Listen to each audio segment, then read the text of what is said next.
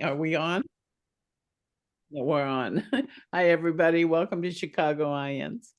It's really a gorgeous day today here in the Chicago area, and it's 60 something degrees and just beautiful in every way. So glad to see you all, and we have uh, Randy ready to go, but we're going to take just a minute to do a short meditation with the native flute that I usually do. So if you have things on your lap or uh, you're not in a relaxed position, see if you can get in one. And you might want to let your eyes gently close and allow yourself to go where you go when you go and take it all in.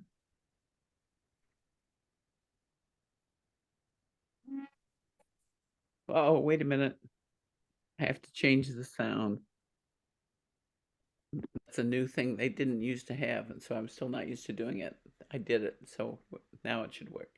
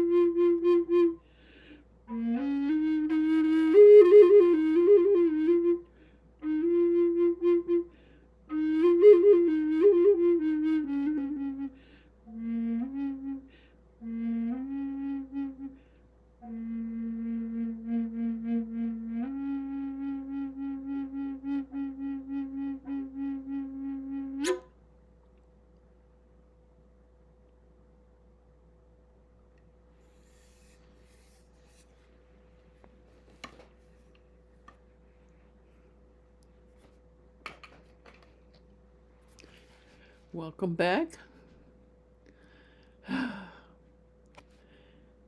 Just a brief announcement. Next month we have two sisters who have both had spiritual experiences. It's Marjorie Steiner and her sister Terry Larkin, and they wrote a book together because they'd both entered the spiritual world not too far apart in time.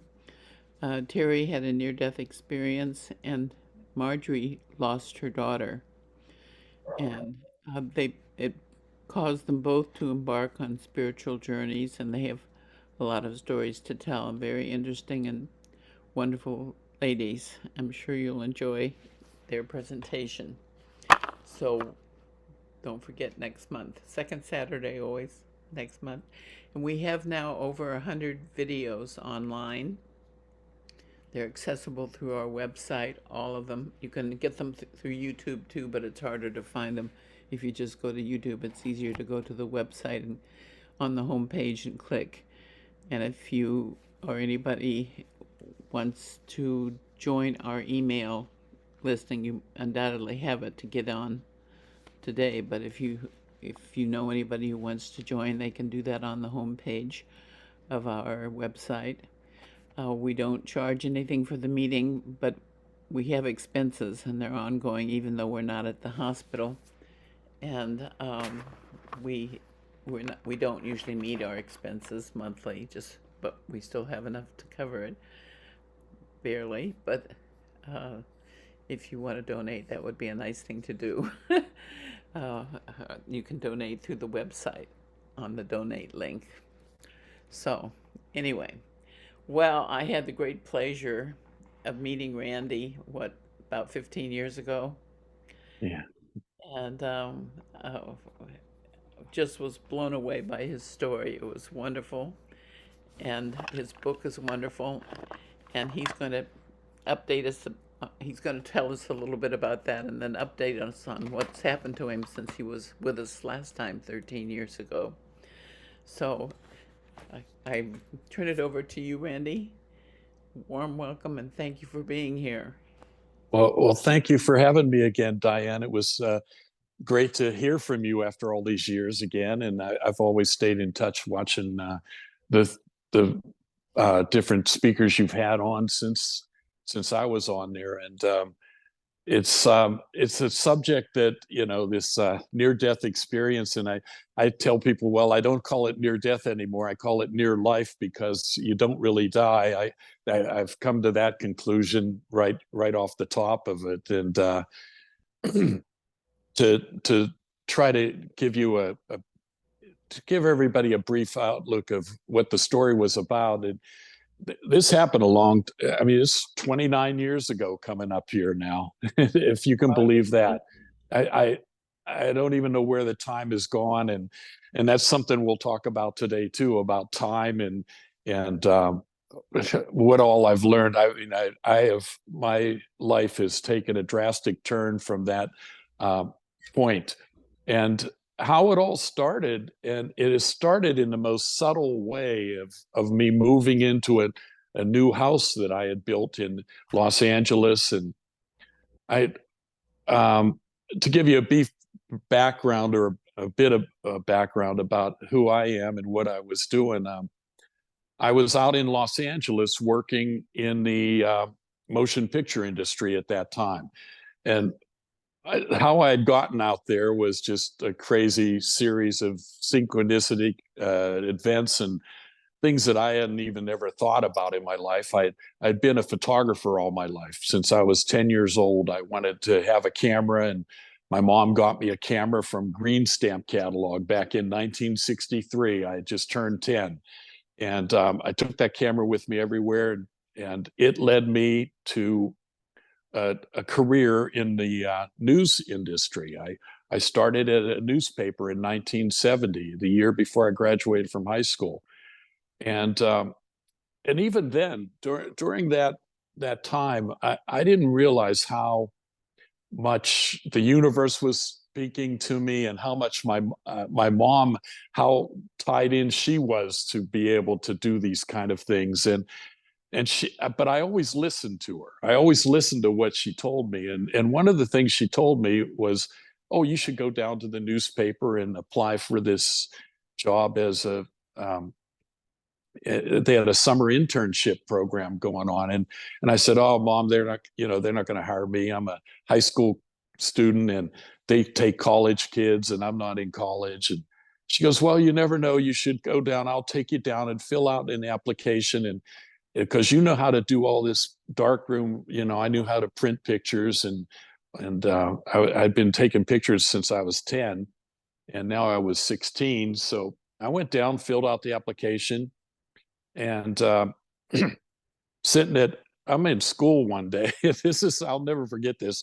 I'm in English class, and there's a knock at the door at the English class, and I hear him whispering up there, and next thing I know, the teacher says, "Randy, you're wanted down in the principal's office." And I thought, "Oh no, what did I do?" And I'm thinking on the way down to the office as I'm walking, I couldn't even figure out what I had done, but I figured it was something. And when I get there, it's my mom is sitting in the office, and the principal goes up, and he always called me Rand. He goes, "Rand, your mom's here, and she's going to take you down to the newspaper for an interview. They want to interview you." And here they called me. They saw my resume. There was stuff I had filled out for the application, and they wanted to talk to me. And I went down, and boom, nailed the job, and and that put me on a path of a career in photography, where I spent 20 years in the news business. Ended up at NBC Nightly News working with Tom Brokaw. And that took me out to Los Angeles. And but then after finishing up there, by the time I'd put 20 years in, it was 1990, and television news was turning tabloid, and I didn't like it. It wasn't the news that I grew up in, which was all about the truth, and that has a lot to do with the events that happened with me too, because I was somebody who never had a belief system. As a newsman, you were taught to go out and gather the evidence and the actual interviews with people as to what happened, and get multiple instances of whatever it was you were trying to record. Make sure you had more than one source. And so I always approached my life like that. And whenever the news stopped being that, I wanted out of it. I said, "This is turning. They're making this up now," and they were telling people what to say on camera, and I didn't like it. So I left the news business. I thought, well, if I'm going to make things up, I'll go in the motion picture business, where they call it a movie. And so I switched over and started shooting films for television and the motion picture, the promotion of motion pictures. And that took off in a big way. And I ended up working with all these studios in Hollywood, with Paramount, with Warner Brothers and Disney were our two main clients, but we had every one of them. Paramount, Sony, all of them we shot stuff for. And so that's where I was when these events started to happen to me. I was working in Hollywood, and I just moved into a new house and I was out in the back, and I'd set up a new office in the back of my house in a separate building.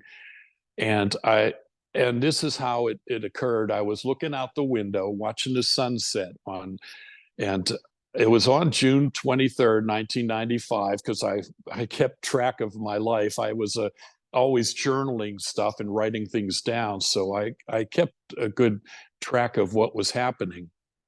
And I had these thoughts about a girl that I had gone to grade school with, that she had passed away. And I don't know where it came just out of nowhere. And I hadn't thought of Kathy in forever. And I just knew her from when we went to Catholic grade school together. I was raised, that was another part of my life too. And I was raised in this Catholic family. I was an altar boy and all those things. And here I am now, and I'm having these thoughts about her, and they wouldn't go away. And they ended up culminating in a series of dreams that I had at my house. And in these dreams, I had an out-of-body experience, which again, was foreign to me. I had no idea what was going on, but I found myself floating up above the bed, talking with her, and her trying to tell me to find out what happened to her. And being the newsman in me, I couldn't let go of this. So I started searching for this girl from 20 some years earlier, 30 years earlier, that I hadn't seen her for that long. And when I ended up finding her, I found out that she had passed away from what I was working on, which I was producing a video for the Fire and Ice Ball on breast and ovarian cancer. And I was working with an ovarian cancer patient named Donna. at the time, and I was profiling this piece with her and working closely with Donna. And here, that's what my friend Kathy had passed away from. And I realized that at the time something was happening. I could hear from her. I had this ability to get messages from her, and she was coming to me in my sleep at night. And I everything I was writing down and telling, because I was journaling it all, ended up being true, including the place where she passed away. I described it in detail, and how I was there and what was happening. And as I started in getting I got my mother involved in this. I got her to to look for Kathy's relatives. And she found her sister, who was a nun out in Pittsburgh. And so when I came back east, I went and visited this nun and started to tell her what I was having happen with these dreams. And while I'm sitting there talking to the nun, the nun's sister, which was also Kathy's sister, calls out of the blue from out in Palm Springs area. And she just, I don't know what made, everything was triggering. It was just so, the universe all coming together at the same time. And that she happened to call while I was sitting there, and the nun says, well, you're not going to believe this, but there's this guy that said he went to school with Kathy, and he's having dreams, and immediately this other woman, her name was Chris, Kathy's sister Chris, says, I need to talk to him. He needs to come out here and see me. And so when I got back out to LA, I made a trip out to the desert to see Chris. And that's when the whole story started to just explode. I mean, when I told Chris what was happening, Chris understood, because Kathy was talking about the same kind of things that I was telling Chris. And so Chris said, would you like to see where Kathy was when she died in a hospice out here? And we're driving down the road in Palm Springs, and I started, I'll never forget, I'm pointing out the building. I said, oh, no, it's up there. It's that building with the palm trees. And she said, oh, yeah, how'd you know that? I said, that's where I was in my dream. You know, I was in this courtyard in there. And I described it in detail. And when I went in, the more I investigated the story, the more convinced I was that I had to keep on trying to figure out what was happening. So, of course, that, caused some problems at home. I was married, and my wife was playing the devil's advocate and kept saying, well, it's just a coincidence. And I'm going, no, this is no coincidence. Something's happening here. And I want to know why I'm connected to this woman. And I never dated her or anything. We were just really good friends. And so I started to listen to what was happening and follow these synchronistic, I call them synchronistic events that happen. And they happen in everyone's life. When I started to look into it, that's what you should be watching for, these things to occur in your life.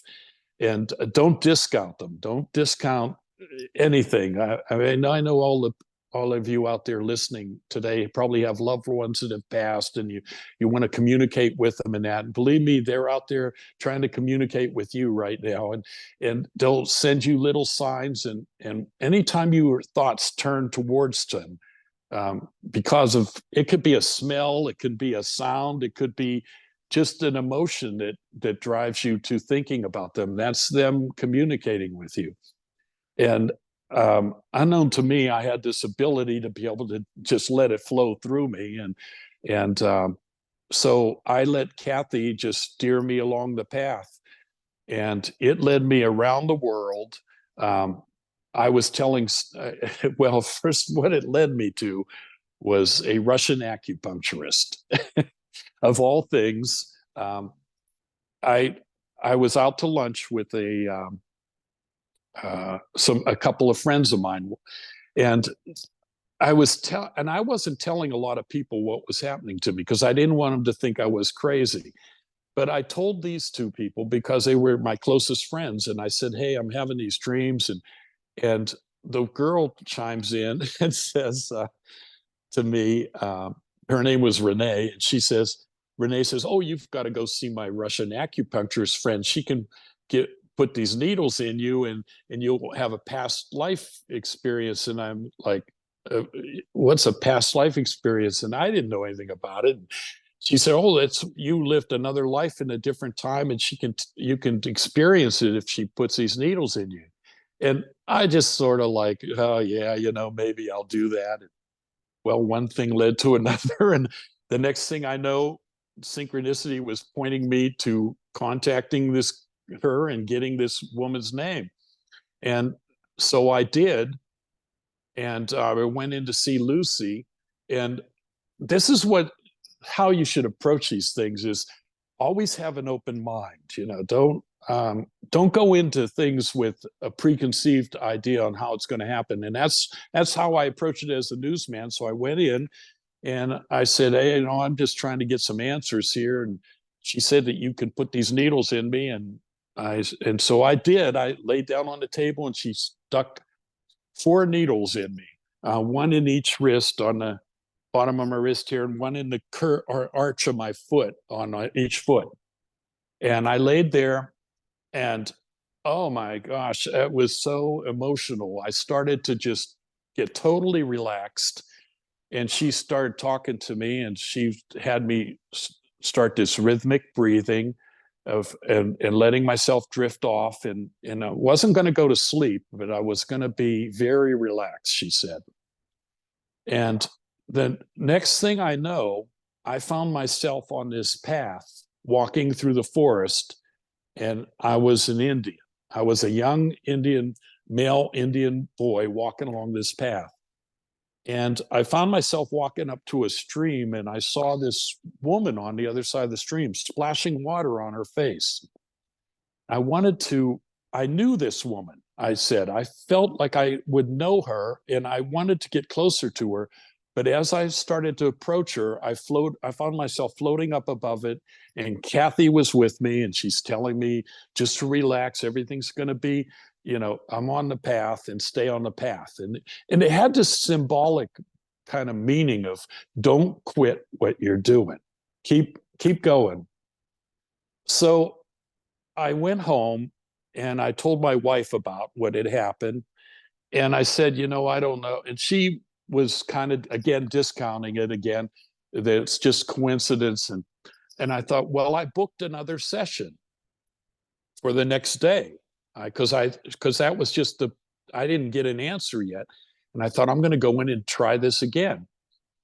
And I got there, and there were so many things happening that people were handing me all kinds of, little clues, I would call them. One of them was I was working on the video of the Fire and Ice Ball, and I was in the edit room, and I told the editor, who was also a close friend of mine, what was happening. And she comes in and hands me this book called Many Lives, Many Masters by Brian Weiss. And I'd never heard of him. I didn't know about this. And I'm reading this story, and I'm realizing, oh my God, something like this is happening to me. And except I'm the patient, and I'm the one experiencing the stories happening. So here I am, I have the book with me, and I get to Lucy's that second day, and I'm thinking, you know what, maybe I should just, because my wife was really hounding me on it. I'm thinking maybe I should just shut this off and not do this. And I could hear Kathy in my head like, no, open the book, open the book, open the book. And I reached over and I opened the book, and it was the part of the book where Brian Weiss was not understanding it, not wanting to believe any of the stuff he was hearing from his patient, until she started telling him about his son that died when he was 23 days old. And if you see that number, I already knew that number was something magical happening, because all this stuff took effect on June 23rd. That's the day that it happened. And now here was this number being pointed out to me. My stepdaughter, my wife's daughter, had been pointing out the numerology part of it to me. So I was getting all these clues from people. So I went back in, and I thought, okay, I guess I'm going to let Lucy do this again. And when she stuck the needles in me that time, that's when it went off like a rocket ship for me. I was in England in the 1560s, and I started telling the story of how I was connected to Kathy. And we were twin sisters back then. And everything I described, little did I know that later on I was going to end up in England in this very spot where we lived, and everything was going to seem so familiar to me. And so that's how this story took off, with a Russian acupuncturist, some needles, and I was addicted to it. I had to keep on going in and getting little pieces of the story, and I kept a journal, and it ended up becoming this book. So, and not, you can read all about the stories because there's all kinds of synchronistic stories in the book. And what's cool is, though, when the book came out, everyone that I'd talked to, like this group here that I'm with right now, I always felt like I couldn't give them enough just telling them the stories of what happened to me. I wanted them to, I told them, look, I don't want you to believe what happened to me. I said, I go, that's a dirty word to me, believe. I said, so I don't want you to believe me. I want you to go experience it yourself. And the only way to do this, I knew, was with, this Brian Weiss was using hypnosis. And so talk about synchronicity. I call up my publicist, Sarah Scarlett, and she lived in Virginia. And I had started looking around trying to figure out how I could understand how to show people how to go into a past life regression. And I found out that, well, you could become a hypnotherapist. And there's this guy, Dick Stuphen, who had written over 20 books on the subject. And he was probably the premier hypnotherapist in the country, if not the world. He had just was incredible. And I started reading about him because here I was on his wife's program at the time. He was married to this woman, and she had a program on, and I was on, and I called up Sarah and said, hey, can you get me on this Dick Stuphen show? And she said, oh, yeah, I can. I'm his publicist.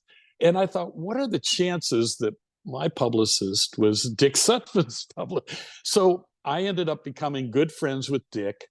I trained under him, and I became a hypnotherapist. And people go, how do you become a hypnotherapist from being a photographer? And I said, well, here's the funny thing about it. I'm still doing the same thing I was doing as photography, except the images I'm going to show you are not with the camera. They're in your mind's eye. And by putting you under hypnosis, you'll be able to see things that are more real than any photograph I could show you. And I'm not going to be telling you this. You're going to be experiencing it on your own. And then it's going to become the truth for you, because whenever I haven't done a session with anybody that ever hasn't said that, wow, it impacts them because it's coming directly out of them. The story is coming out of their mouth. They're telling the story, and they're not sure where it's coming from, but it's amazing how it works, how hypnotherapy works. So it's something that I would definitely recommend to everyone out there that wants to experience and connect on a higher level, higher playing field there. It led me down a road that I have heard the most incredible stories coming out of people's mouths all over this country. Just incredible tales that related to their life and how these things impacted them. And we're talking about past lives here, about something that happened to you in a previous lifetime that's affecting the current life you're living now. So I wanted to talk about some of those things today, about these synchronistic events that have happened, and especially having to do with the with people that have passed on, or you think have passed on. They're not really dead. They don't. First of all, you're gonna lose that whole fear of dying, because there is no death. And one of the cool stories that happened. I mean, I've heard from everybody. I've heard from my mom, my dad, in dynamic stories. You can go on and the last what was it, 14 years ago, that I was on here with you guys, and I told a bunch of those stories on air, the connections with my parents and things that happened after they passed. But this one I'm going to tell today was with had to do with my brother Jeff, and he and I were really close, and we came out west together. He drove out with me when I came out in 1973, and he passed away in 2017, in the weekend before Thanksgiving. I got a call. I was here in Bend, and I got a call from my sister saying, "Hey, Jeff's in the hospital. He had a heart attack." And he was up on Camano Island, not far from here, like a 6-hour drive to get there. So I said, and it was late on a Friday evening, and I said, well, I'm going to get in the car. I got up on Saturday morning, and I drove up to get up to the hospital up in Seattle there. And I get there, and I walk in, and he's all hooked up with tubes, and he's not there. I mean, basically, my brother's body's there, but I could feel that he was not in the room, and I could feel him just wanting to be gone. And so, to make a long story short, I talked to the doctor, the nurse there, and she said, yeah, he had a massive heart attack and stroke, and there's no brain activity. And I said, well, it would be what your brother would want to do. And I said, well, he'd want to unplug him an hour ago, or right away. So, let's just get on with that. And but his wife was kind of religious-y, and she was like, oh, Jesus is going to save him, and and then we're going to bring him home. And I'm like, no, that's not going to happen here. Just unhook him and let him go. And she wanted to keep him on life support for another day or so. And I said, well, I'm not sitting around here while you mess around with him. I said, if you'll take him, unhook him, I'll stay. And I said, but I'm going to go home because it's Thanksgiving. I have family waiting for me. So I took off. I said goodbye to my brother, and I told my brothers, and I called my other brother and my other two sisters, and told them. And this is what's fun. This is the most incredible story. What happened? I'm leaving the hospital, and I got down into the lobby. And as I'm walking into the lobby, I see this really tall African woman, black woman, and I right away felt she was from Kenya. She just, something about it came into my head, Kenya. And and as we're walking out, she was putting on a jacket. It was November, and it was nice out actually. And I said, "Oh, are you expecting it to be cold?" And she said, well, you'd be cold too if you were from where I'm from. I said, where are you from? And she said, Kenya. And I said, and I had this, I don't know why I was feeling a lot of energy coming from her, but we started talking, and I walk up to the street, and I'm ready to walk over to my car. And I said, well, have a nice day. And she started walking down the street, and I'm going across to my car. And she yelled something to me, and I didn't hear her, and my hearing isn't that great anymore. And I walked halfway across the street, and she's gone, do you know where the bus station is? And at that point, I could hear my brother in my head saying, oh, give her a ride.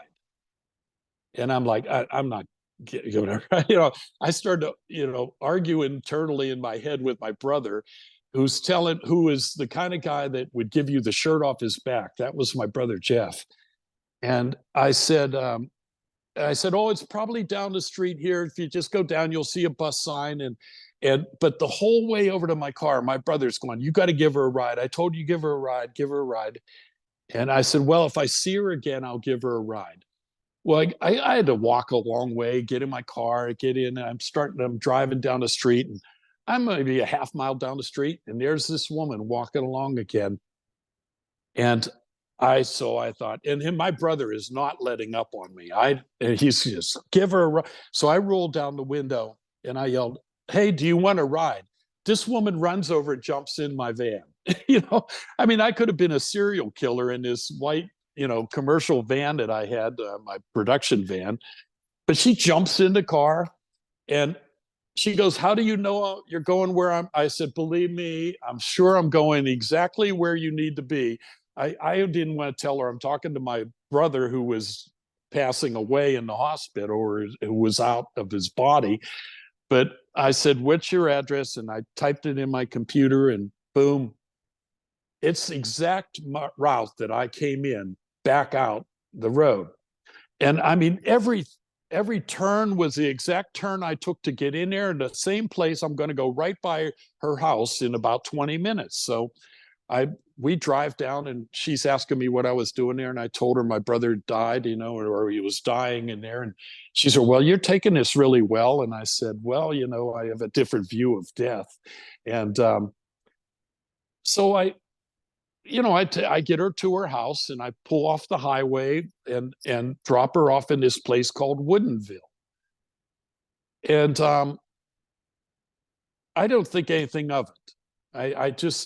I'm trying to figure out why my brother had me pick this woman up at this place called Woodinville. And that was November at Thanksgiving. At Christmas time, I had bought my wife a gift of a DNA test kit, because she wanted to find out if, she was adopted, and she wanted to see, her genealogy stuff, and her daughter had gotten one. And so I bought one for a gift for her for Christmas. Well, unknown to me, she had bought me one as well. And at Christmas time, we exchange these gifts, and here I get a DNA gift and she gets one. Now, this is what's important, this part of the story. The gift I had got her was the one that's the ancestry, the ancestry. And she had bought her daughter had taken a 23andMe one or something, and she had bought me the 23andMe one. And she goes, "Oh, I really wanted to do the 23andMe one." And I said, "Well, here, let's just exchange gifts." And we exchanged gifts. That's key in this also. The fact that we swapped our gifts back, and I took the ancestry one back. So I spit in a tube, send it in, and a couple weeks later, I get a notice that my DNA sample is ready. So I go and I go online, click on it, and here's my whole profile. And everything, there's no surprise. Everything is exactly, Czechoslovakian, my mom's side of the family, and my dad's side was English. And there was a surprise of Irish. I didn't realize I actually had Irish roots in that. But what was a surprise was they list on who your closest relatives are on, if anybody else is on Ancestry. And there's this girl at the very top of it saying, "Here's my closest, she's a first cousin of mine, and her name's Melissa." And I'm like, I don't have any first cousin named Melissa. I knew all my cousins, my mom and dad's siblings' kids, and there was nobody named Melissa. And so I'm calling my brother, my sisters, and asking them if they ever heard of this girl. And they're saying that she could be, that's what they're saying, that she should be, she's that close, she's a first cousin. So they're going, nah, and they didn't seem concerned at all, but I couldn't let go of it. So I thought, well, I got to go. And I sent a message to this woman, and I said, I'm trying to figure out how we're connected. And she says, "Well, me too." She responded right away, that I want to know how we're connected too. She was looking for relatives. And I said, "Well, do you know who your parents are?" And she goes, "Well, I know my biological mother, but I don't know my biological father." And I said, "Well, then I'm thinking, well, if it's my cousin and it has to be one of my parents' siblings, and I'm thinking, this doesn't make any sense." And before I could even respond the second time to her, she says, I said, well, it has to be one of my uncles. And she said, well, was one of your uncles a ship's captain down in American Samoa? And at that point, I about fell over. I'm like, oh my God, you're not my first cousin. You're my niece. That's my brother, Jeff, who just passed away. And I said, I said, that's my brother, Jeff. I said, you're my niece. I said, my brother has a daughter and he never even knew about. And he said, and she said, yeah, my mom had met some guy who was a sailor down there, was running a ship way back in the 80s. And she never told the guy that she got pregnant. And so my brother, and I said, where do you live? She said, Woodinville. And I'm like, oh my God, I just was there 2 months ago. I was just, and here she was. That whole thing of leaving my brother and that connection was to show me that I had a niece there. And so I went up and I ended up meeting her. Then the following that year, I ended up there picking up a piece of furniture I wanted and went up and met her.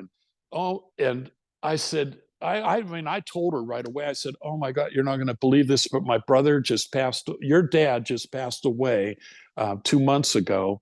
And he lived less than an hour away from you on Camino Island there.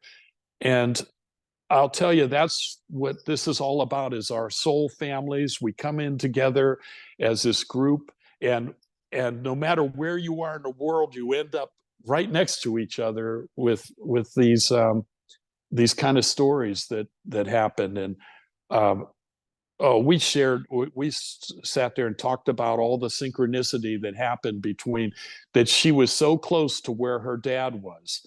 And she moved from the Samoan Islands the whole way over here to be right where he was, and how does that happen? That just doesn't happen by accident. It's all connected in a way that is, that has me constantly, I'm always investigating it. I'm always pushing the envelope, trying to understand how these things can occur.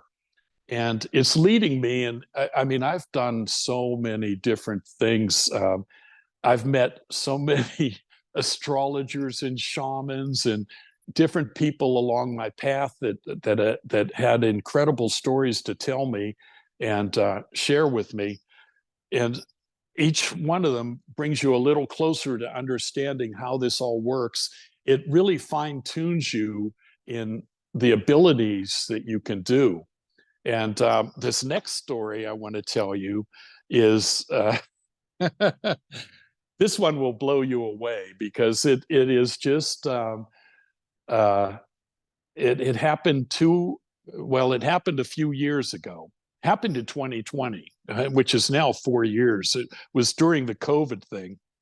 And I was on this match.com, and I was looking to see. My wife I had been married for a short period of time, and she just took off and decided she didn't want to be married. And I decided, well, maybe I'm going to go back out and see if there's somebody out there for me. And I got on Match, and I saw this woman in Idaho that immediately I was connected to. I started, what attracted me to her was she had the name Sequel on there. And I understood what a sequel was because I worked in the movie industry. And and there was something about her that I just felt connected to her in a deeper sense, And so I sent her what really attracted me was what she had written. And what she had written was this incredible thing of how she was looking for a sequel to what had happened in her life with her husband. And she wrote these really just beautiful story about her husband and what he was like. But when she was writing it, she was describing me. She was describing everything about me that I recognized. And I immediately responded point by point by point to her. And she said, and she responded back to me and said, well, I'm down in California now. She had a place in Idaho, but she said, my husband passed, he had passed away from cancer. And she said, but I'm down in California taking care of my sister who's dying, and my dad is 90 some, and he's not doing well. But when I get back up there, I'll reconnect with you. And she just disappeared off a match, just disappeared. I had sent her my email and said, please contact me on that, but nothing. And so I lost touch with her for 2 years, almost 2 years. And here I am now. I moved out of Bend. I move up here to this house, and I called a friend. This is 2 years ago, on March 22nd. I contacted this friend of mine up in Spokane. I talked to her a lot on the phone, and I said, hey, do you have any good movies to watch? And she gave me a list of movies on Netflix, and I went on and I saved them all. And that night I sat down and I looked at that list, and I thought, and I saw this movie on there called Our Souls at Night with Robert Redford and Jane Fonda. And I don't know if any of you have seen that, but if not, it's a good movie to watch. And I had never seen it, so I watched it. And it was just this beautiful love story about, and I had met the two of them. I'd worked with both of them. And so I get done watching the movie. I go in, brush my teeth, and I get into bed, lay my head down on the bed. And as I'm laying my head to go to sleep, the last thought I send out to the universe was, that was such a beautiful movie. Why can't something like that happen to me? And immediately I hear the universe come into my head. Oh, turn on your match, turn on your match. And I'm thinking, well, I don't have match anymore. I haven't been on match for a long time. And no, turn on match, turn on match. And I looked on my phone, and I didn't even know if I still had the app, but it was there, and I clicked the match. And when I clicked it, as it powered up, there was that woman from 2 years ago that I had seen, that I had sent the message to. The woman, that her nickname on there was Sequel, her real name was Shelley. And as I see this light up, I'm like, oh my God, it's the woman I wanted to meet. And I sent her a message. I went on there, and it allowed me to send a message, because I wasn't paying for it or anything, but it let me send a message. And I said, do you remember me from 2 years ago? I really like to contact you. And I sent that to her. And the next morning, on March 23rd, there it is, that 23 number, I get a response from her. And this is the funny part of the whole thing. She goes, oh, I definitely remember you, and I always wanted to meet you, and I'm still down in California, and my sister has passed away, but my dad's still, he just had his leg amputated, and I'm taking care of him still. And but I said, well, and I had sent her the email. I sent her my email saying, please contact me on this, because I'm not on match. And she sent me an email, and it had her DOB 911911 at her service there. And she goes, yeah, that's my date of birth, 9/11. I was born on 9/11. And I said, oh, well, I'll see if we're a good match. I'll look it up. And I didn't tell her what I was when I was born or anything, but I looked it up. And because I was born in July, I'm a Cancer. So I copied it all out, and I sent it over to her, and it had this glowing report of a Cancer Virgo relationship, And I said, what do you think of this, to Shelley? She goes, oh, I would say that would be spot on. She goes, because my husband was a Cancer. He was born on July 8th, 1953. When's your birthday? And I said, July 8th, 1953. My birthday and her husband's birthday, they're exact same day. Same day, same year. And I have a feeling it was at the same time. I'm been hounding her that we got to find his birth certificate, because here's the crazy part of this story. Her husband was born in Ojai, California. And if you read my story, a lot of it takes place in Ojai, California, which is where this L.W. Rogers, he died the month or two before I was born. And he's the spirit guide that guides us along. That's where her husband was born, was right there. And I go, how can this be happening that now I'm connected? So I set up a meeting to see Shelley now. And that was 2 years ago in March. I said, hey, do you want to go to a concert with me to see Robert Plant and Alison Krauss up here in Bend? I'll come down and get you. So, and oh, besides that, I had sent her back when I sent her back my birth date, I said, I know you're going to think I'm scamming you, but here's my book. It really is my birthday. And sure enough, she realizes that I'm born the same day as her husband, and all these traits that he had, I had. And so I go down to meet her, and I'll never forget this. I pull up to her house, and she's outside waiting for me. When I see her, I recognize her as she was the Indian woman in my first regression that was standing there throwing the water on her face at that stream. And so I, I walk into her house, and as soon as I walk in, all I'm hit with is the Indian artifacts all over her house. She had a papoose, and bowls and just different Indian things all over. And here she's totally tied in with all the Native American culture around her, and her friends are all Indians down there in California. And this synchronicity just didn't stop there. When I brought her up here, I was trying to tell her about this synchronicity, about how things happen, and this number 23. And I said, that number had to have been around your husband. Well, here, that was her house number, was 23 River Road. And then she gets up here and started to see the synchronicity of everything around me and how it was tied into her. And it's just been that kind of life for me. I'll tell you, it hasn't been dull in any way. It's been from one to the next, and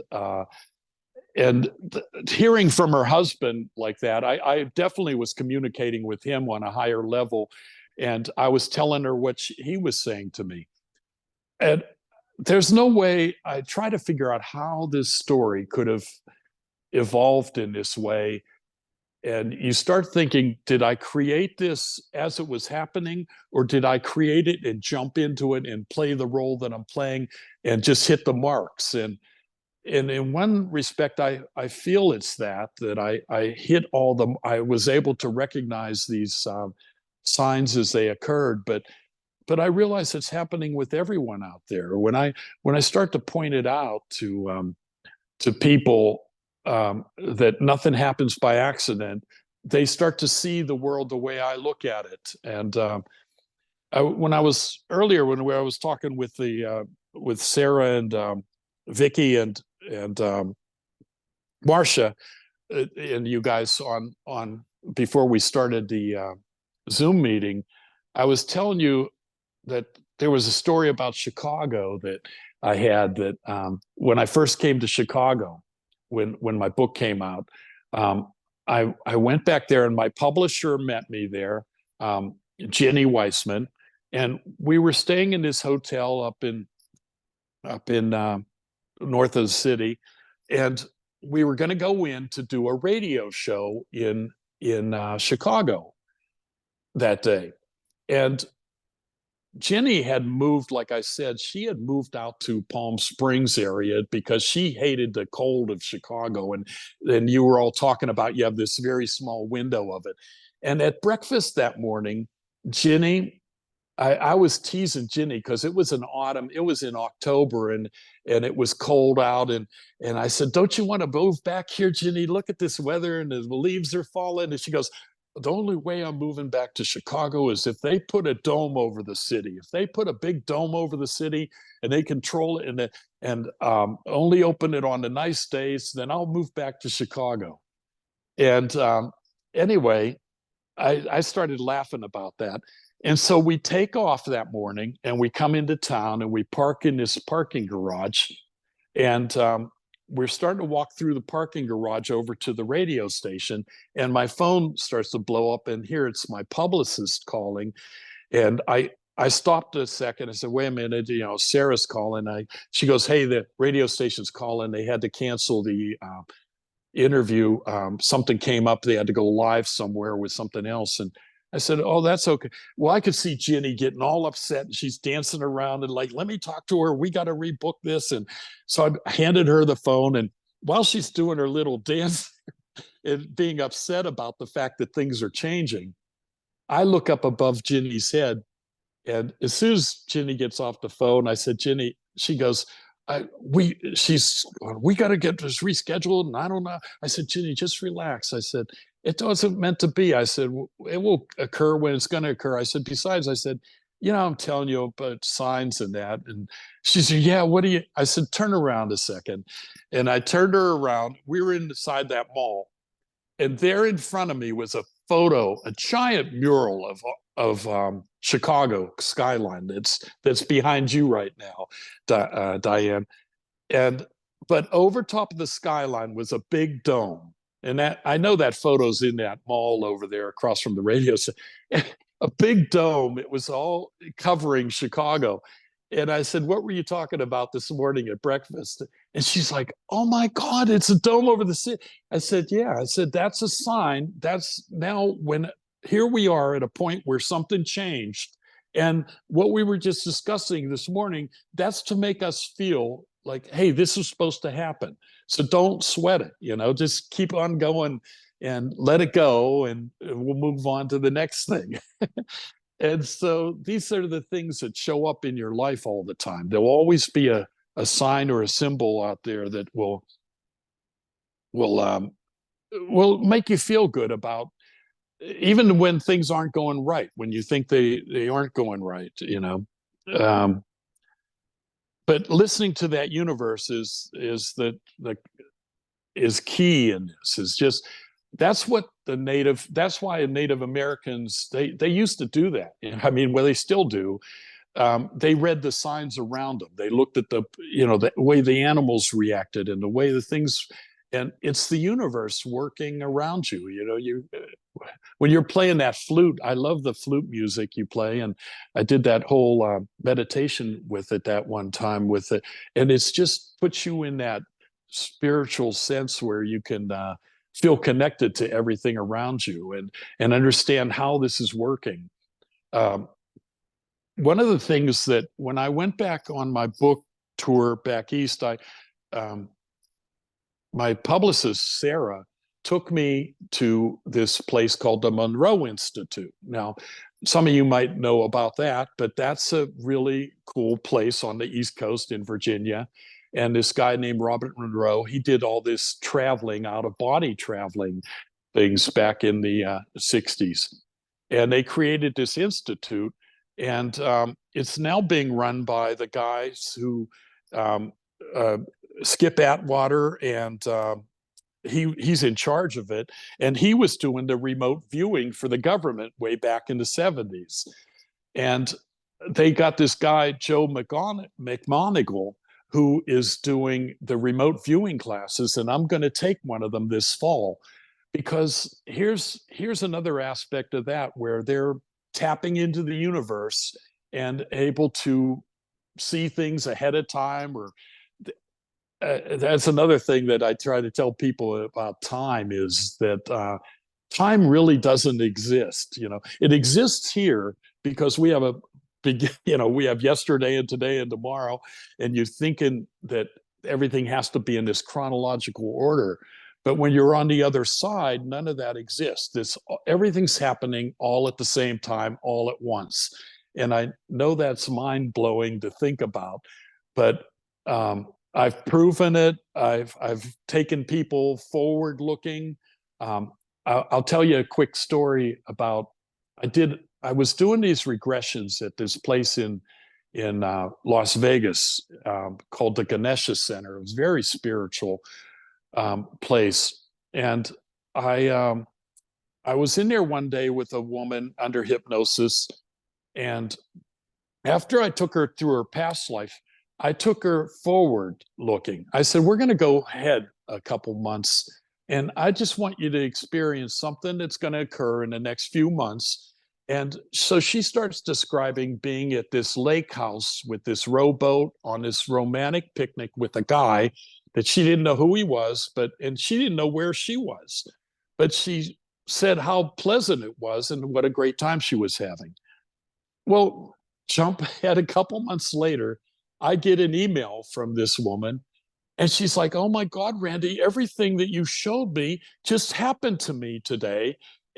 She was in Georgia, of all places, in the state of Georgia, up in the mountains at this lake, and they had this boathouse, and she had rented a rowboat with this guy she had met, and they went out and had this romantic picnic out on the lake, rowing.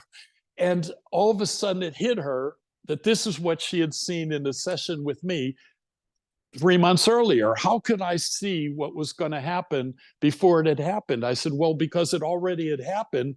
You were just crossing that point on the timeline. And I was trying to explain the timeline to her. And I said, we're on this, that's what this is that we're on. We're on this timeline that moves along. And I said, the easiest way to understand it is to think about your computer. And I said, you have your computer sitting on the floor in front of you, and inside that computer are movies, and you can get on, click on your computer and start to watch a movie and go, I just want to skip ahead. And you can watch that middle, or you can go to the end of the movie, or you can go back again, or you could jump to other movies or music or whatever you want. It's all available at an instant notice, no matter where you are. And how are you doing that? That's because you're not inside the computer. You're outside of it. You're off the timeline, and you're able to see ahead and back. And that's where we are. If I could show you where we really are right now, you're not really in Chicago, and I'm not really out here. We're projecting ourselves into this life that we created. And what it is about is these karmic lessons that we want to play out with each other. And there's a lot of drama involved, and relationship issues and all that. And that's what makes life interesting, are these movies that we're playing supporting roles to each other. And really the movie revolves around you. You're the star of the movie. Everybody wants to see a movie star. Look in the mirror in the morning. You're the star of the show. Go out and give it everything you can. Give it your best, and watch how things play out around you. Yeah, really, really dive into it. Don't be afraid of failure. There is no failure. There's nothing going to happen. You're not going to die. You're not gonna, no matter what happens to you. I don't know what happened. Yeah, you're gonna really give it the best you can, and that's what I've done with my life, and it's been an incredible experience here so far. I'll tell you, the stories just don't. The stories I've met with the people I've met are staggering. I'll tell you, and you can be a skeptic as much as you want. People said, does this work for skeptics? I said, it's not even about skeptics. It's about people that are nervous or don't even understand what's going to happen when I do the regression with them.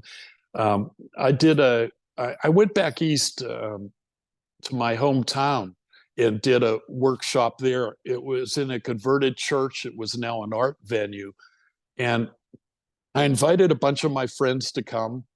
And my oldest friend in the world, a girl I had known since kindergarten, she came with her husband, Jim. And I'll never forget this. I put them all in a group hypnosis. And in a group, you can't talk to people individually. You have to wait till you're done, and then everybody's going to share their story of what they experienced. And Jim, I could tell he was nervous beforehand. I said, Jim, don't worry, you're going to do just fine. And boy, when we were done, he was the first one with his hand up, wanting to tell the story of what he had seen. And he had this incredible connection to his father and his uncles, his father's brothers. In his current life, he was connected with them. And he went back in a past life where he was a pilgrim. He was at Plymouth Rock, and they were his sons in that past life. And it was so emotional. He had tears in his eyes as to how he was connected to his father and his uncles. And beyond that, when I went through the session with everyone, I told them to go to how they experienced a death that was affecting them in their current life. And he jumped into another life where he was at the turn of the century, and he had come out of a brownstone in New York. He was a young boy, and he got shot and killed. And he said, to this day, he always carried a gun with him. He was afraid of getting shot. And he had a birthmark where this bullet had gone through him in his current life. And now he realized that, this was all being trailed over from a past life, the emotions and his feelings for, being threatened that he was going to get shot was all something that had come along from a previous lifetime. And so these stories are all, everybody has them buried inside of them. And go out there, and I tell people if you have the chance, definitely go and do a regression and understand a little bit about who you are and what you're doing here. Now, are you still on there, Diane? Hello. I've lost everybody. Yeah, I'm here. Oh, there you are. Okay. Your picture had disappeared there for a second. Oh. But yeah, that was one of the stories that I wanted to tell was about him. And another thing, I'll tell you another one that it was really crazy that happened, and especially having to do with who we are and what happens to us after we die. When my mom passed away, I was back east taking care of her with my brothers and sisters, and that was a whole really cool. It was as cool as having somebody born, watching them leave, and the energy around her, and I heard from her immediately, and a lot of things happened. But what was really crazy was what happened about a year later after she passed away. When I was back there, I get contacted from people all the time. I'm really open to talking to people. If anybody has questions, you can send me emails or call me on the phone, and I'm the kind of person who will talk with you about it. And so I had this guy contact me and send me some photos, and he wanted to know about orbs, what orbs are, these balls of light thing. And I had no knowledge about them or anything, but he said that he was getting pictures of his wife who had passed away, was showing up in his house as these balls of light. And I thought, being the photographer, I immediately go to some kind of explanation is there's some, it's a defect or an insect, or, there's all kinds of light things that can happen in your photography. And I said, well, send them to me. I'll take a look at them. But I said, I'm back here taking care of my mom, and I'll talk to you about it. And when I get done, and I forgot about it, and a year passed. And when I got back out to LA, here a year later, he sends me these photos, and he contacts me and said, I said, oh, I'm sorry. I was busy with my mom, but I said, here, I'll take a look at them. And so I'm sitting in my office that day, and I'll never forget it. I'm looking at these photos, and I'm thinking, man, those are kind of strange. I don't know what those are. I couldn't see any light leak or reflection of something. And as I'm looking at them, I can hear my mom come into my head. And she said, well, didn't you see the pictures of me and Dad he took of us and I'm like, and while I'm talking to the guy on the phone, I'm also talking to my mom on the other side. And I said, what pictures you talking about? And she's gone, the pictures you took of us when you scattered our ashes. And I said, I don't know anything. I said, well, let me go. And my brother Tom, and what had happened was when my mom had passed, we took her ashes and the ashes of my dad that she had saved, and we took them up onto the trail that they used to like to hike on, the Appalachian Trail. And we took them up there and scattered them up in the mountains.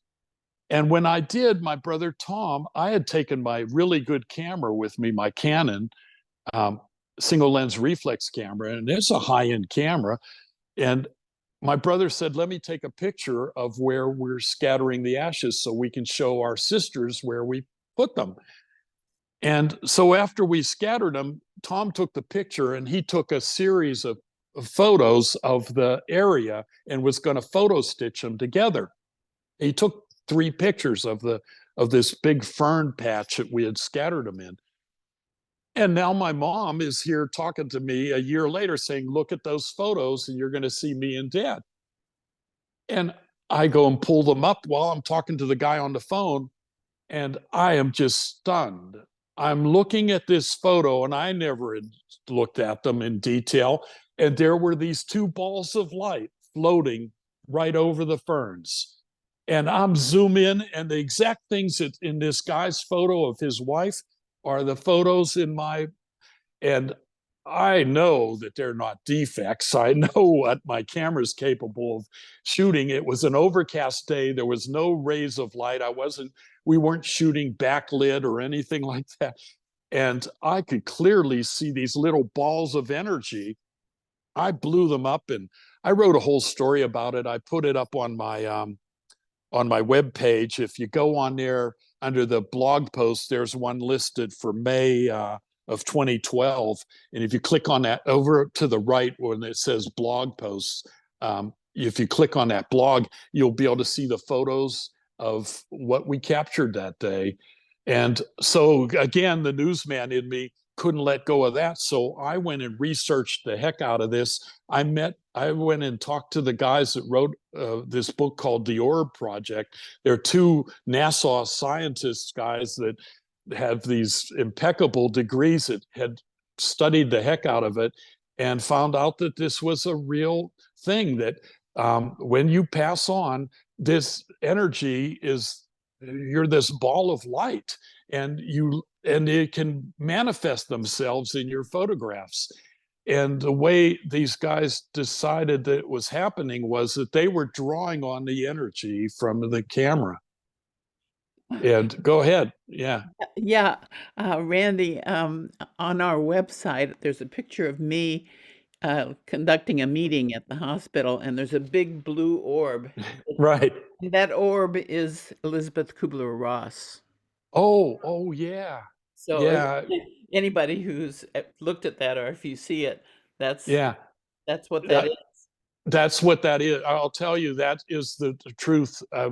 I've after researching this, I went back through my photos because then my mother was going, look at the birthday pictures. Whenever you have a celebration of any kind going on around with people, you're going to see these things showing up in your photos because they love the energy that is in the room and they manifest.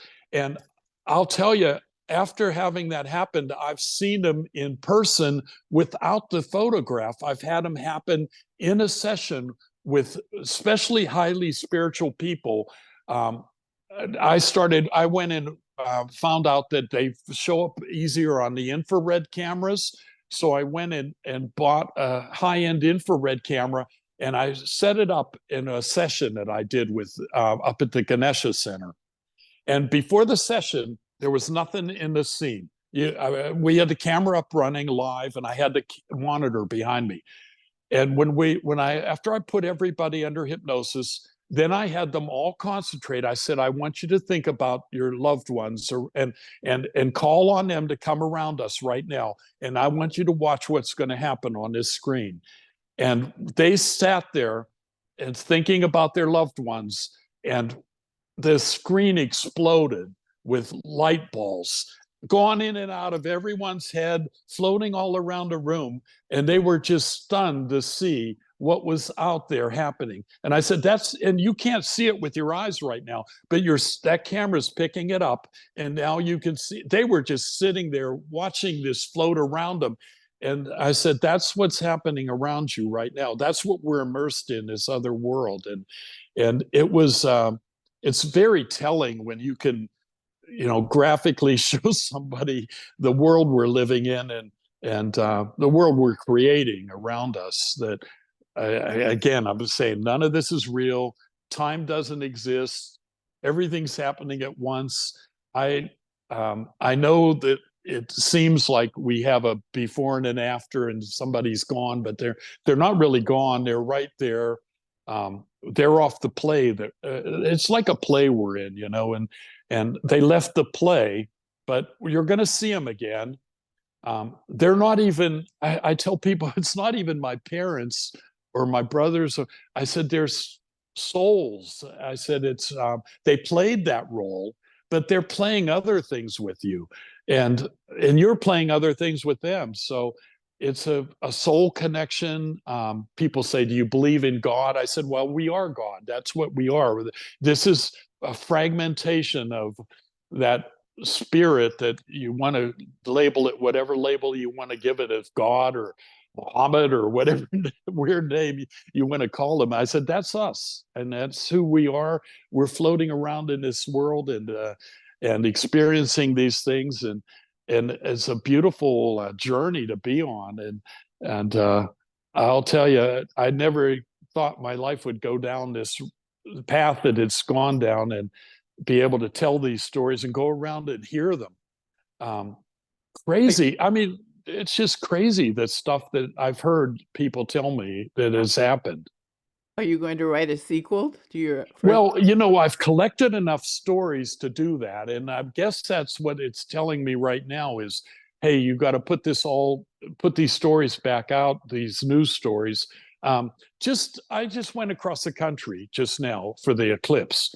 And everywhere I go, I run across these people that want to share these stories with you. And here's a really cool one.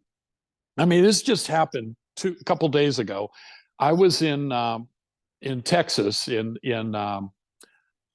this place called Pittsburgh, Texas, at this VRBO, and the husband and wife, Ron and Nancy were their names.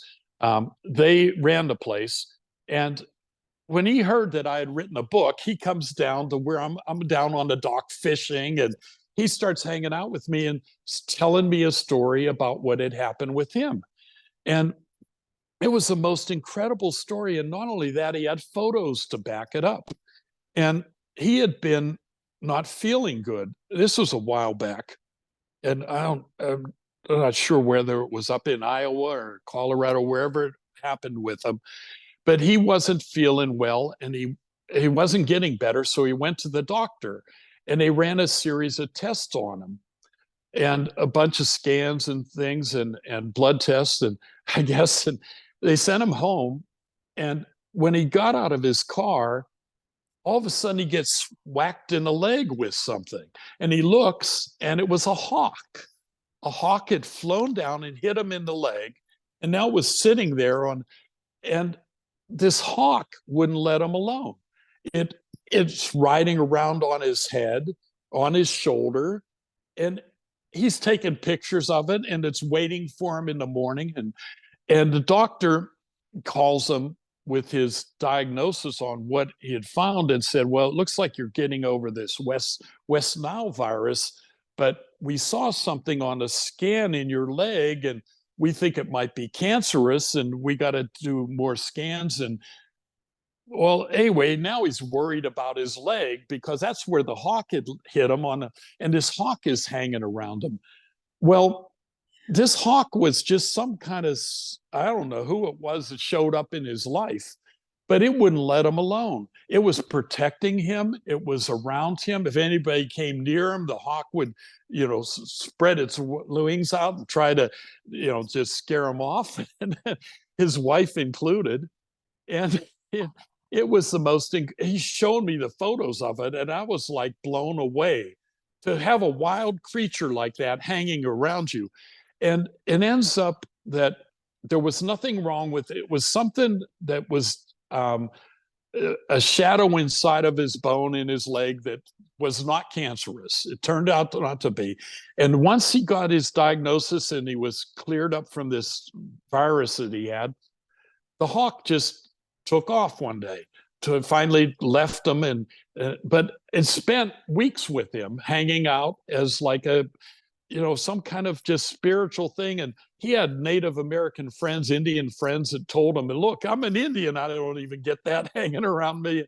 And he has this kind of energy around him that manifests itself with the animals showing up. And because they're normally you just don't see a wild animal like that do that.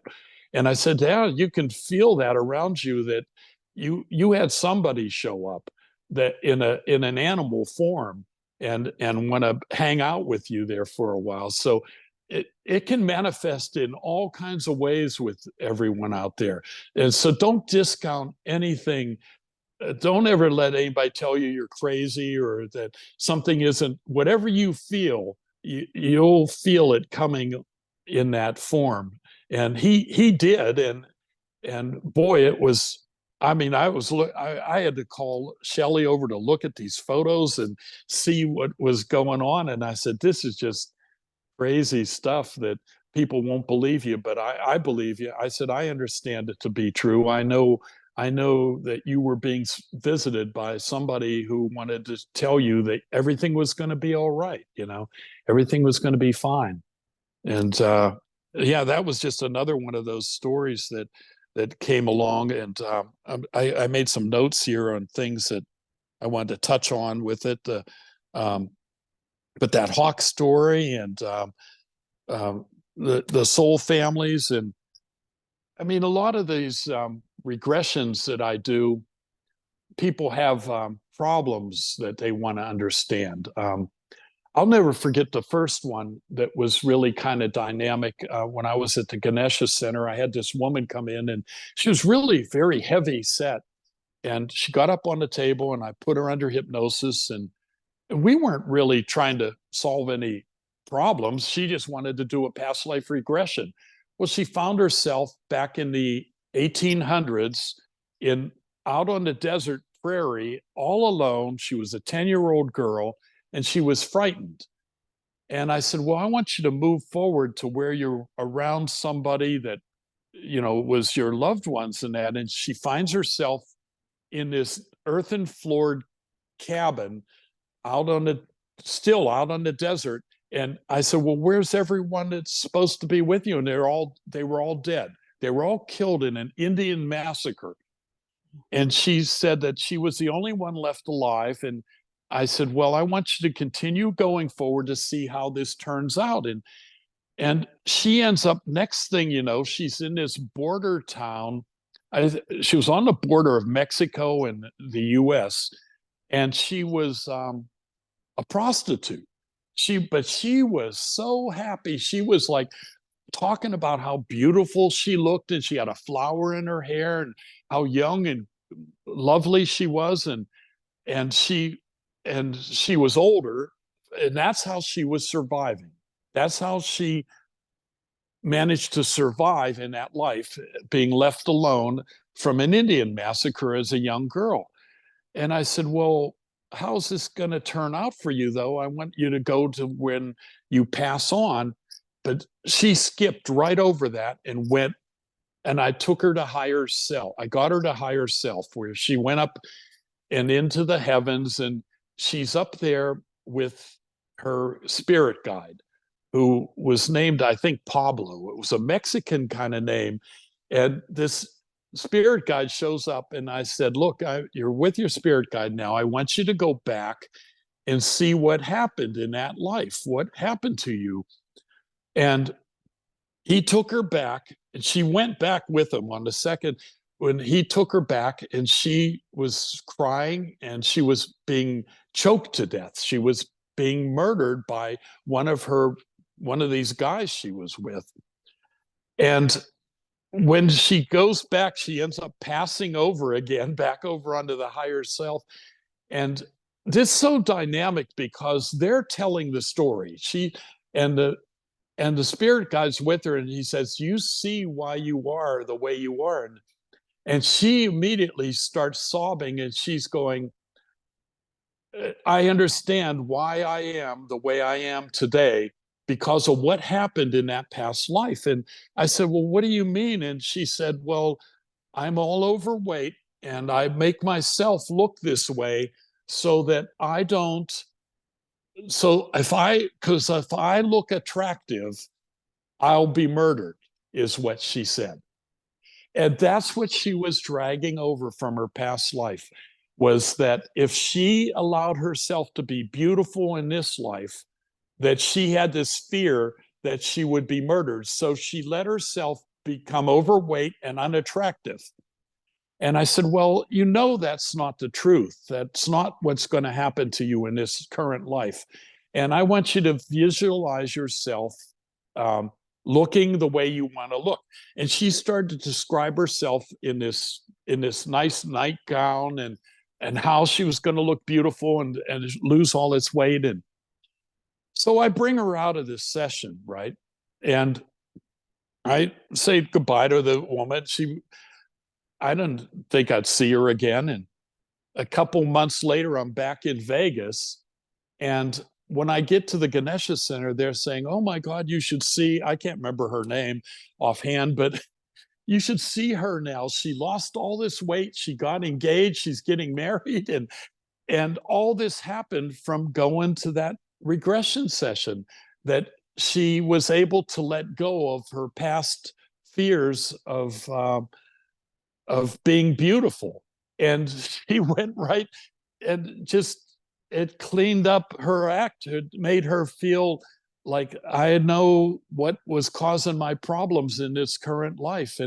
And you have no idea what you're dragging over that causes you to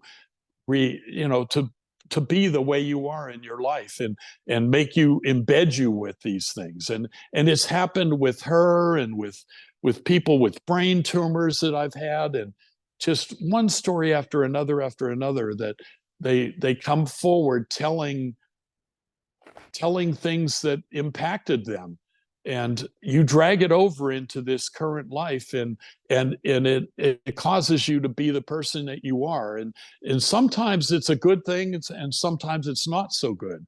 Sometimes it's like, once you find out that that's what it is and you let go of it, then your life smooths out a lot better for you. So I'll tell you, the karmic lessons, the lessons we play out as karma between each other, are things that they're not things that are being impacted on you. They're things that you're bringing into your own life. You're doing it for a reason, and it definitely. There were ones that happened in Chicago when I was there, and I was at your house, Diane. I did regressions with people that had similar type of experience where they were molested back in a past life when they were young, and it impacted them severely in their current life. A lot of things like that that people drag in, and then they hold it inside of them. They don't even know they're doing it. You don't even have a clue that this is what is happening. And it can be things that impact you in your current life as well. Just stories that I was back east in Virginia, and I had a woman that came in, and oh man, I was with her for hours and hours trying to get her to settle into telling me what happened. And finally it came out that she was involved in a car accident that somebody had died in. And it impacted her so deeply that it was the guy showed up in the regression session to tell her. And I said, what's he saying to you? And he's saying the word forgiveness. And I said, he's trying to tell you that it's not your fault that he died in that car accident, that it wasn't even but you were there and you saw it happen, and now it's impacted your life, and you need to let go of all this. And as painful as it is, he's trying to tell you he's not really dead. I mean, they come to you and try to ease your pain, and it's tough for some people to let that come into them and realize that they're always around you. They're not going anywhere. Yeah, death is it is tough. There's times that you're going, boy, I wish I could pick up the phone and call my mom and talk to her, but it's better than picking up the phone. They're literally connected on a, let their thoughts come into yours, and You just you'll open your mouth. right. You've heard from them, and I know Diane has her own stories to tell of especially with her mother and things that have happened in her past life, and they they're dynamic stories. So try to allow them to be the person that they were, and the things that have happened, and forgive them for the things that weren't so great, and continue to move forward with your life. Yeah. But now, does anybody are there questions coming in? I can't see here on my phone, but if anybody has anything, A couple of people have said that they are also friends with Jenny Weissman. Oh yeah, I saw that. Now somebody's saying, I'm wondering if what does that say? If anyone has had an experience around the eclipse that you can share. Wow, I don't think it. Oh, well, okay. Let me tell you a little story of what happened here with the eclipse. That is funny that you're asking that, because I was back at the eclipse with my girlfriend, who she wasn't sure if she wanted to go. And right before a month before we were ready to go, she broke her shoulder. And it was kind of touch and go whether we're going to go. And I just kept on, and she's the woman I was just telling the story about, her husband, Matt, who always shows up around me. And so when we were done with the eclipse, her husband always shows up as, he always shows up in her life as these devil dog things will show up on the side of the eclipse, and these halos and things that show up around her. And when we were done with the eclipse and we were driving back into Pittsburgh, as I was driving along, I remembered that the woman whose place we were staying at, the VRBO, she had told me about these beautiful stained glass windows in this clock tower in town. And as I was driving through town, I happened to catch a glimpse out of the side of my eye of the clock tower. And I said, Shelley, there's that clock tower I think is down there. I'm going to go down there and see what this is about. And we get down there, and I found a parking place, and I said, let's go in and check this out. And we walked into it. And as soon as I walk into the inside of it, these beautiful stained glass windows were inside of this clock tower. And what is shining up there is a quote from Matthew, the apostle, the disciple Matthew had written. They had one of his quotes up there on underneath the stained glass window. And I go, oh, hey, look, I go, your husband is talking to us. Here's Matthew here. And sure enough, I mean, she right away, took pictures of the whole thing, and the sunlight shining through. And it was just beautiful. And I said, that was him clearing those clouds for us today, that everything opened up exactly when I told her it would. And I mean, because it was clouding up and we didn't think we were going to see it. But I told her it would happen, and it did.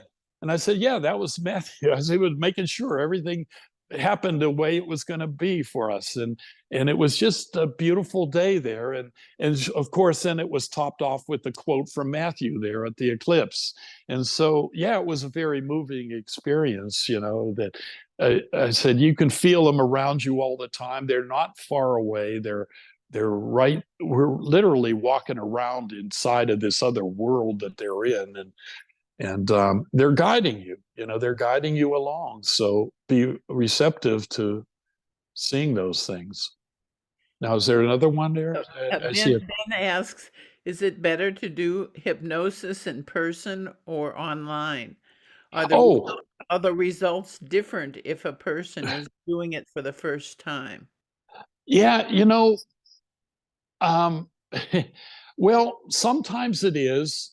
And I'll tell you a story I do them online. I do them online for people because I can't, they can't get out to see me in person. I like it in person, but it doesn't really matter.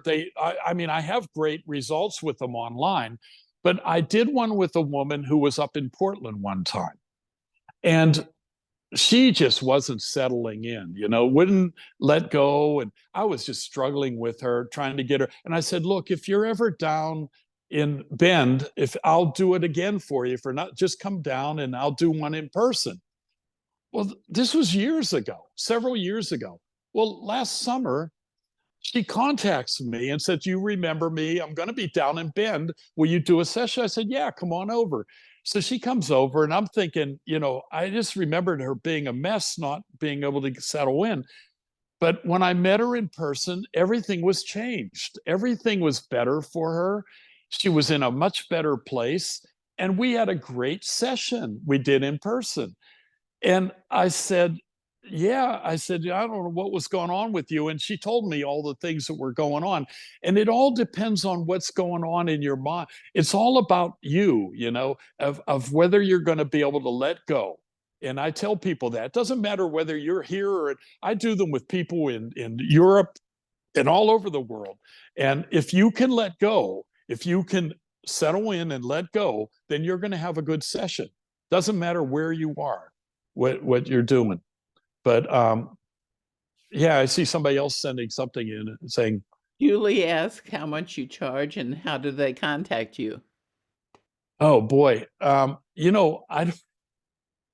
don't even remember what I was charging. I think it was a couple hundred, like $200 or something. I think it's up online there. I don't even remember what I was doing them for, but somewhere around, I think it was around $200. It will take you a couple. I'll be with you for a few hours, at least 2 or 3 hours doing this. And I mean, I've yet to see one end in 2 hours. I end up on them for about 3 hours with the person, and They can it's a contact really you through your sure. website. Yeah, they can go on my website and find it on there. I have a thing on there with it, and I'll do I've done group sessions with people. That's one thing I always said, Diane. I know that I don't know if we could do it with a Zoom meeting. I think we could, where everybody, but would have to set it up as that's what it's going to be. And I have to have it set up at my house here. I have to get the music and all that. And I don't have it set up right now, but I can. I'll bring in the mixer and the music, and I can feed the music down because the music's a key part of it. There's this hypnotic home that I play, and it helps. That is playing underneath me talking, and it really settles you down into just relaxing and going into. When I did them with Lucy, she would play this music, put this music on in the room, and I don't know what it was. I forgot the name of the song that she would play, but every time when I hear that, I immediately just go into it. I just feel myself relaxing and going into it because there's no big secret to this. It's a relaxed state. And with her putting 4 needles in me, and bam, I was there. And with me, it's the music, and I do the way it works is there's I go through, I start relaxing you from your toes the whole way up to your, through your head and down through your neck, and you feel all these relaxing things. And then I do a chakra opening and balancing. And I go through each chakra point and get that to open. And then I do a countdown, it's called. So it goes through like 3 stages. And then I count you down, and you feel yourself sinking deeper and deeper and deeper. And you just get real relaxed. And I tell people, you're not asleep. You're right on the edge of sleeping, but you're feeling so, like you could go to sleep. And that's when you do this every day. When you wake up in the morning, you're in that state. And when you go to sleep at night, right before you go to sleep at night, you're feeling yourself in that state. And you can do it during the day. Like you could be sitting there just watching a movie and you're under hypnosis. or reading a book or looking. I could sit here right now. I'm looking out. Well, it's a little hazy, but if it was a clear day, I could see the Cascade Mountains, and I could just sit here and watching those mountains and feel myself drifting off out there. And all of a sudden you're connected on that other side of it. And that's why I'm excited about doing this Monroe out of body or this remote viewing thing that I'm going to be doing in the fall, because it's basically tapping into that, letting go. Elder? What's Is it Paul Elder? Elder. His last name is Elder. No, it's going to be Joe McMonagle is going to be conducting it. Well, And he's the guy that did all find those. his name. He teaches at the Monroe Institute. Oh, He's for us, and he teaches people to view remotely. Oh, does he? So he's probably one of their regular guys that does it. Joe does he lives just in Vancouver. Yeah. So Yeah, I think I saw his name on as another one of the people there, but I'm taking it the one with Joe. Joe's been on all these talk shows. I mean, he's from the original remote viewing thing that him and Skip Atwater did, and the guy is good. You know, and I know I've done this stuff myself with some of the things that I've written about in my book, but I really wanted to learn more about what they're doing and how they're doing it, and try to take one of these courses with them and see how that all plays out. But it's all part of the whole thing of you don't have to be a remote viewer to do this, right? But everybody's doing it every day. You know, you're getting up in the morning and this information is flowing through you, and whether you're able to let it tap in, you know, to what message is being sent over to you. And I'll tell you, it's more about letting go than it is about trying to intentionally try to read it. The less you do it, I'll tell you, there's a story. I'll tell you one, how this stuff happens. I had a friend, my friend Chris, who's my barber.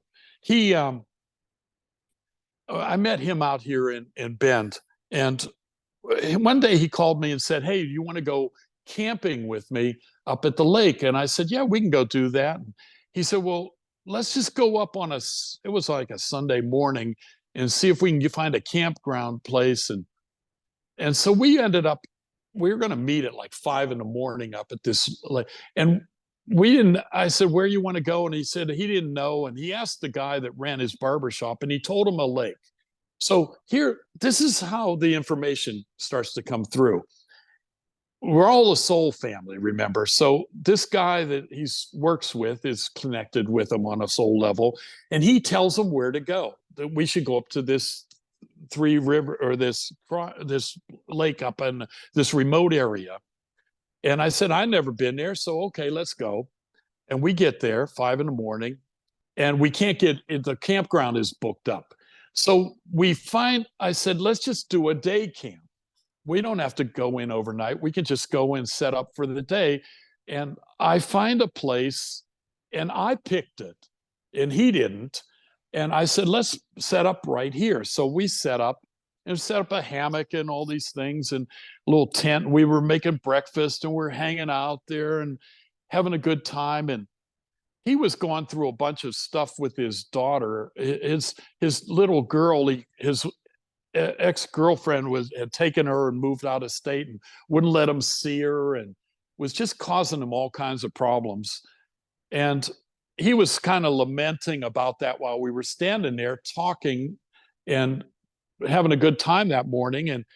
And this family walked by us on the way down to the lake.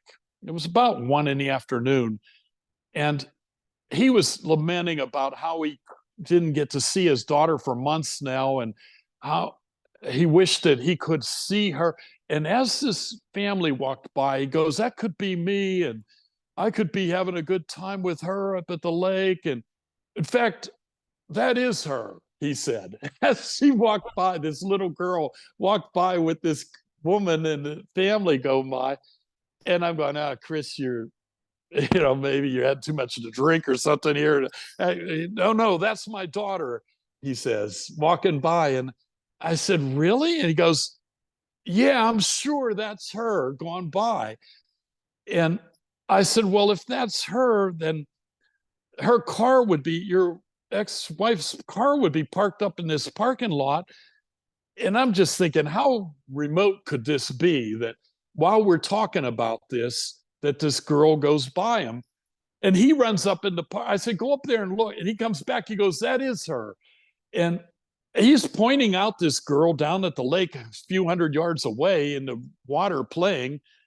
And he goes, do you think I could see her? And I said, well, yeah, you should be able to go say hi to your daughter. And so he walks up and tries, and as he does, this woman leaves that group and comes up and stops him. I can see this all happening from where I am.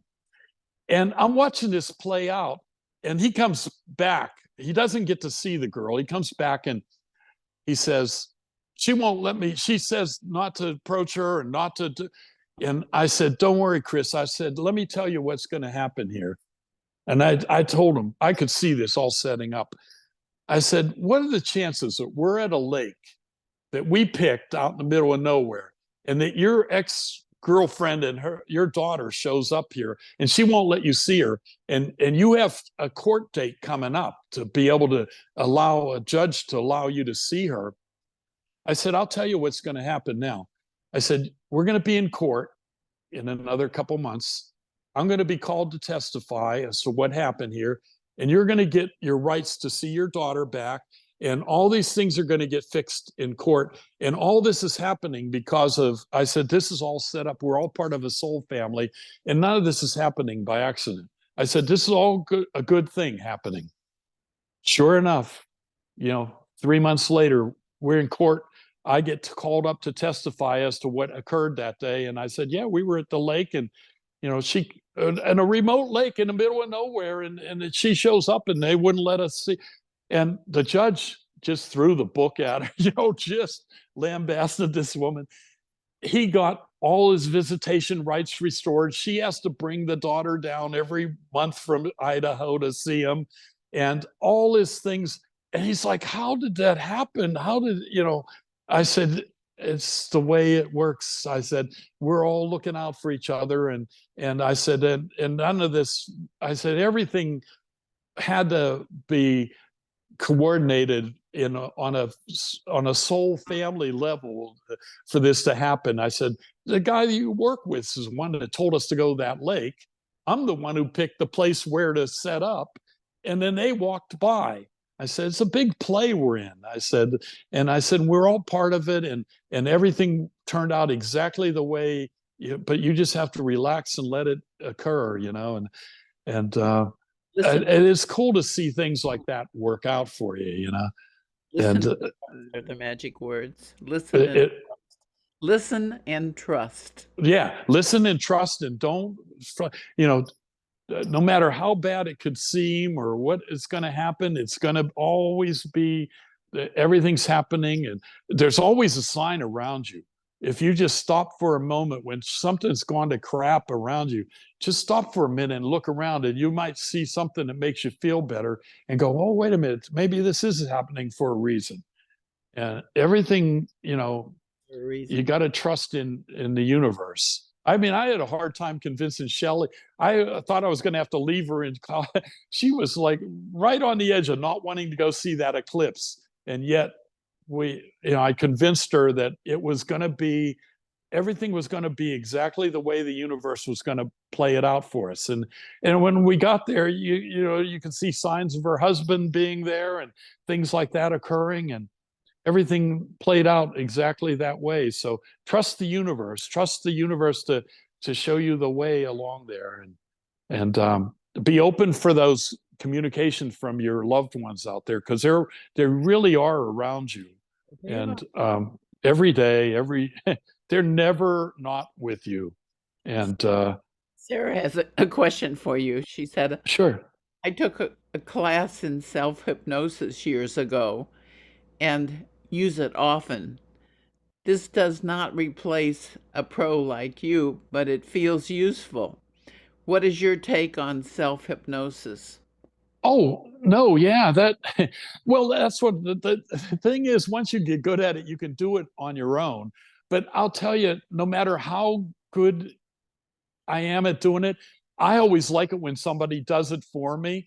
I mean, when Dick Stuphen, you want to hear a good, if you want to see a good regression and see it work with a pro, go onto my YouTube channel and see and watch the Dick Stuphen put me under hypnosis, and I'll go back into a Civil War past lifetime, and it was so emotional. I had tears in That's my where we eyes. knew each other. What's that? That's where we knew each other. I was a Civil War soldier. Yeah. Yeah, I've Oh, been trying to figure out how I knew you because I know I knew you. this was so crazy. I had no idea of it. And when Dick took me back in the group, we were training. It was when I was doing my training with him. And he called me up and said, I want to put you under, because he knew I'm apparently what you call a somnambulist, or somebody who goes under hypnosis very easily.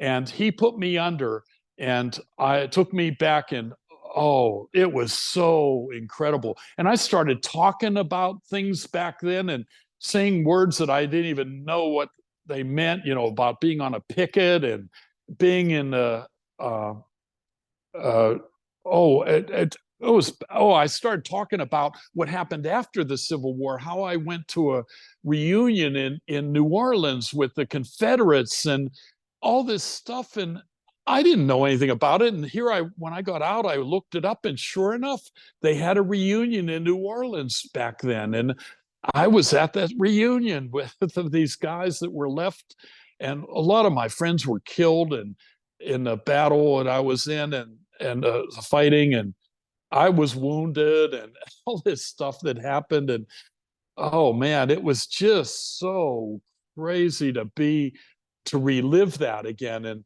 and I lost how I lost my how it made me. leg. I was shot in the leg and they chopped my leg off with a hatchet with no anesthesia. Yeah, I right. I came home with one leg. I had my finger blown off in my hand. I talk about it during the thing about what happened. I got shot, and they took my horse, and that's what I was really upset about, was my horse. Was they took my horse. I was this cavalry officer, and oh, it was so emotionally draining, and I'll never forget those feelings of how that felt there. But if you want to see it, it's on my website under Randy Rogers, at Randy Rogers Key of Life, on the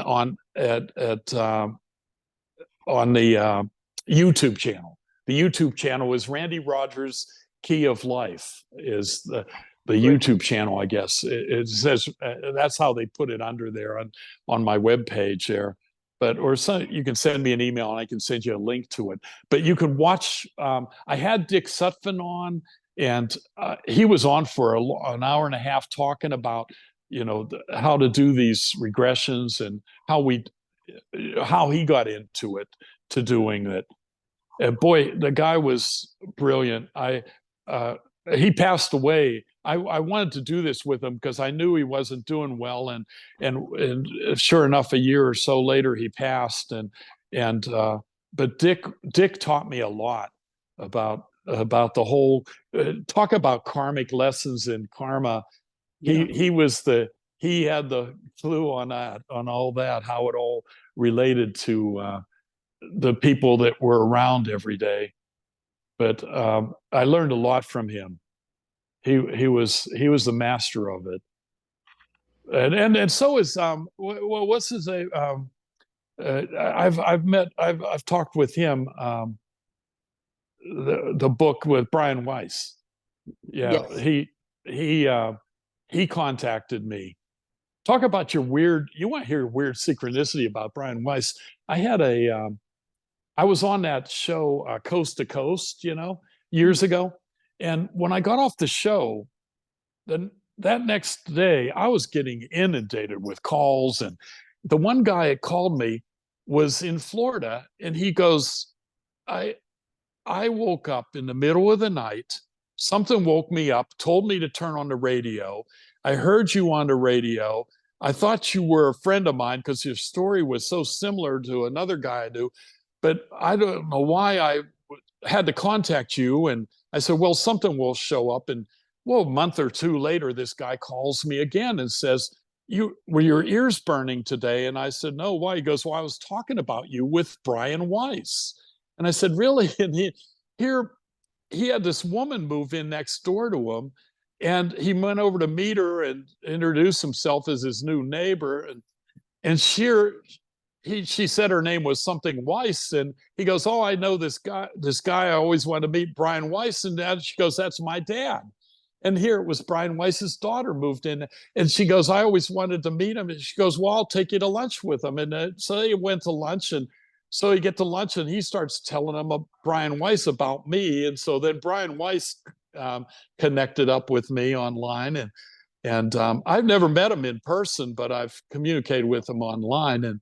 But the weird synchronicity of things, that he ended up meeting the guy that he always wanted to meet through somehow connected with me.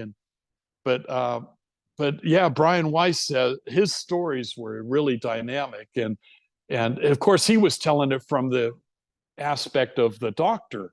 And I was telling it from the aspect of going into a doctor, to Lucy Postloff, and being from the patient's end of it. But they all are dynamic stories. And I'll tell you, they're just changing. They're incredible things. Go out there. If you get the chance, do a regression session, or if you need one, or call me if you want to do one. And I can, there's definitely people around you that do them, or I can do them online with you and see who you were in a past life. Yes. And the funny thing is, it's not really, I said to people, it's not really even a past life. I know we use that term past, but it's really occurring right now. I said, I know it's a hard concept. You have to get rid of this time and space thing and understand that everything's happening all at once. And we sort it out by placing ourselves on this timeline and create this illusion of time, but it is an illusion. I can show you stuff that's going to happen way before it's going to happen. And how is that possible? Well, that's because, it really has already occurred. And we're just, now, what is this? Do you also do what was that? Akashic Records, something? A question about the... also do Akashic readings. Oh, no, I don't know that I do that, but the Akashic Records is a place that I've been when I've stepped off the timeline with LW. When you read about it in my book, that's where I was on these Akashic Records, going up to this, these Akashic Records is where everything seems to be kept, There's this vault of knowledge that we pull off of, and that's what they all, this, who was the other guy that did the prophet, the stuff that was back in the day. He did a lot of that Akashic record. What was that? Was it Casey? Yeah, Edgar Casey. That's who I'm thinking of. Yeah, that's an incredible story too. I've been back there too, to that area where he was also back in that same area. And that guy was incredible, what he could do. Mm-hmm. He was it's all about tying into these, to this other, where we really are, because we're not really here.